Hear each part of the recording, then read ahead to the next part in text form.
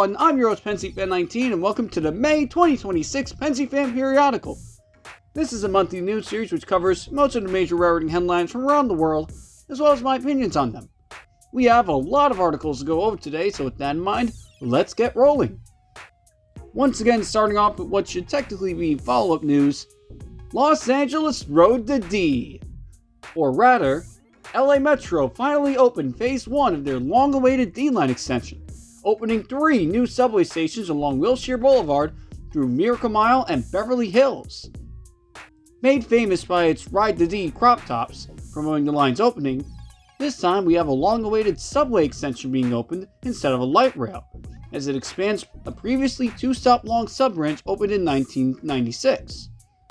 Unusually, this is supposedly the first time Wilshire Boulevard ever saw rail service, as no previous Pacific Electric or Los Angeles Railway streetcar services existed on the street beforehand, as the D-Line now connects iconic attractions along the street such as the Urban Light sculpture. With the entire line originally being planned along with the B-Line in the mid-80s, this expansion has been fought against by NIMBYs for decades until construction finally started in 2014. With this project being split into 2 phases. With the first phase containing the 3 stations opened in this month's extension on May 8th, the second phase will add another 4 stops under the boulevard and will travel all the way to UCLA and Westwood, finally providing a direct LA Metro link to one of the state's biggest colleges. And better yet, due to construction on these 2 phases happening simultaneously, Phase 2 is projected to open just 1 year after Phase 1 in 2027. Meaning the entirety of the long-awaited D-Line extension will be open before the 2028 LA Summer Olympics. This project is yet another great example of the excellent engineering practices of LA Metro with their various transit expansion projects across the city, as they're also doing a great job making sure most of them are open before the Olympics come to town, an event which usually gives many transit agencies a good deadline to complete work by. And of course, their marketing team is doing something right if people from around the world know about their transit projects for their questionable merch. Speaking of which, here's some interesting news. Starting with a series of concerning dual articles regarding House bills for Amtrak in the span of 1 week, Amtrak funding will be boosted under a House Surface Transportation bill, while another bill would require Amtrak to make their restructuring plans public. The American High-Speed Rail Act of 2026 has been reintroduced in the House, while a House spending blueprint wants to cut Amtrak funding by 11% to prevent future investment for other projects from the 2021 IIJA. Another House bill would tighten congressional oversight on Amtrak, while Amtrak President Roger Harris is to step down on July 31st. Frank and Louie's Vanilla Butter Cake has been introduced on the Northeast Regional menu, and the federal government could take a larger investment in the Union Pacific merger with Norfolk Southern. Meanwhile, Eurostar and SBB are planning high-speed service from London to several Swiss cities. ICE has introduced Berlin to Oslo service by 2028. TGV has retired their PLS and Rousseau Duplex HSTs. The Hello Kitty Shinkansen 500 series has been scrapped. The VT 1816 HST has re-entered service. Unife wants polluters to pay for high-speed rail construction. Mario drew the first pitch for the Yokohama Bay Stars. Titanware Metro has named a MOW truck after Ariana Grande. Conrail has acquired the locomotion fleet of Class 151s. The entire DC streetcar roster is for sale. The Illinois Railway Museum has constructed a bus shed. Railway Age made a tribute article for CBS News Radio. Rocky Mountaineers to end their Rainforest to Gold Rush service due to CM wanting to sell the former BC Rail Main. BLET made a tentative agreement with the Delaware and Hudson Railway. Placer American donated a GRM 2000 Tamper to Penn State Altoona. PRR 5550 is to be named after former Pan Am Railway CEO Dave Fink. The Reading Blue Mountain Northern has started their own coffee shop named Iron Horse Coffee. Pierre Marquette 1225 led a Lake State Railway freight train. And Metro North carried CSX office car special private cars for a First Responders Children's Foundation Gala excursion run from Grand Central to Spuyten Duyvil, thus being the first CSX OCS to Grand Central in decades. Which I also missed passing by a mere half a mile due to reversing directions just before the River Hill Bridge, much to my dismay. Now here's the follow-up news section for articles covering stories from previous episodes. The first complete Amtrak Aero set has been delivered to Pueblo for testing, while 2 Amtrak Horizon coaches have been repaired and repainted into Phase 7.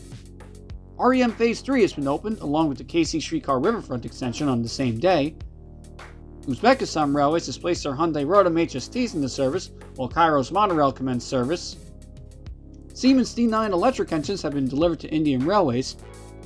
LTG Link has reintroduced their pink soup train, while HHBI has once again stated that F equals MA. And the Southern Railway Class 387 is the first DMU to be painted into the Great British Railway livery, with the SWR Class 701 being repainted into this livery shortly thereafter. In other news, Nevada Gold Rail LLC wants to construct a new gold mine railroad in its namesake state. Lumos commenced London to Stirling services, along with TFW introducing Mid-Cornwall Metro services. Astana in Kazakhstan has inaugurated Light Rail Line 1, while Wuhan Metro has opened Phase 1 of their Line 12. Western Station on the Rida Metro is opened. GoVolta has ceased their Hamburg service. Siemens has acquired Merrimack. Spirit Airlines has declared bankruptcy and almost immediately ceased operations, while Allegiant Airlines merged with Sun Country. Montenegro Railways is to purchase Sadler Fleur DMUs. Thailand is working on building a DMU, while the same country has completed their first domestically produced coach. Alstom has unveiled their RER Line B fleet, while Ecotrain unveiled their autonomous battery-powered railcar. The SJX80 has finally entered service. SNCB placed their Trax MS3s into service. Alstom is testing an all-black Coradia Stream in Greece. CD Cargo has painted a heritage livery on an Effie Shunter 1000M. Tennessee Valley Railway Museum has repainted Southern 4501 into a crescent green livery, while Great Smoky Mountain Railroad has repainted their F unit into their own custom livery. And the American Heartland Railroad Society acquired the Operation Desert Storm SC40-2. And happy 75th anniversary to the Tallyclin Railway. Now that it's getting close to the 250th birthday of America, more railroads have released their America 250 units during this month alone, including an Amtrak Avila Liberty set, 3 BNSF GEVOs, 3 NS-9s and 3 NS SD70s, a Rapid City Pierre and Eastern -9, a Hartford Line Befursa cab car, a Naugatuck Railway U-23B, a Delaware Lackawanna M630, a Wabash Frisco and Pacific miniature gauge steam engine, and N&W 611 in its proposed American Freedom Train livery. After all that, it is now time for this month's Meme of the Month. This month's Meme of the Month is... It's All Gone. And now, the top story of the May 2026 Pensyfan Periodical is... Long Island Railroad goes on strike! For the first time since 1994, roughly all employees of the LIRR went on strike from May 16th to May 19th, thus leaving the largest and busiest commuter railroad in North America on pause. It all started roughly a year ago, where the LIRR's current contract was about to expire, resulting in several contract disputes between the MTA and the many labor unions represented by LIRR employees, notably regarding wage increases and healthcare contributions from employees. This even gained the attention of the White House as it created 2 separate presidential emergency boards to investigate the matter in September, though afterwards, news about the potential strike was on and off for the next several months. That is, until roughly a few weeks before the strike deadline, as key MTA officials and the governor tried negotiating with the unions, but ultimately to no avail, as all service was halted after midnight on Saturday, May 16th. Stations were closed off, some hosted picketing locations for workers, and though some patrol trains ran throughout the system, all of Long Island's rails remained quiet, though some shuttle bus service was provided from major stations to subway stations. By the end of the weekend, there was still no word as to how long the negotiations would continue for, as Monday saw the greatest effect of the strike, with most Long Islanders working from home for that day, myself included. But at long last, it was announced on Monday evening that a deal had been made, and that services would resume on Tuesday afternoon in order to give the crews enough time to set up work. Notable conditions of the new 4-year contract included up to a 4.5% annual raise, electronic paychecks, full retroactive pay, and no health insurance givebacks or benefit concessions, with the only concession being the loss of pay for computer training sessions. Interestingly, the IRR strike occurred exactly 1 year after the New Jersey Transit strike on the other side of the Hudson, which was held due to similar contract terms and lasted for a similar duration over a weekend. Now, even though I use the IRR on a daily basis and I also railfan it the most often, I'm admittedly not too well versed with the many labor relations between the MTA and its unions, so I don't have too much expertise on the subject matter, nor do I have too much of an opinion regarding the deal. Other than that, I'm glad that both sides were able to come to an agreement on contract terms after a relatively short time.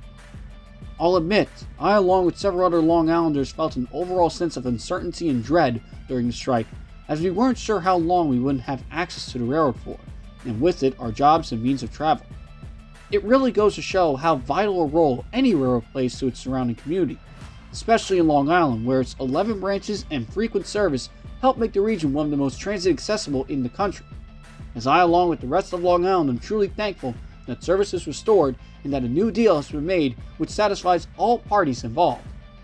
There simply is no Long Island without the Long Island Railroad.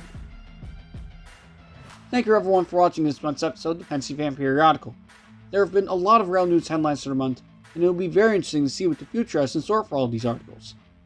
Thank you again for watching. If you enjoyed this video, don't forget to like and subscribe for more. Have a good day.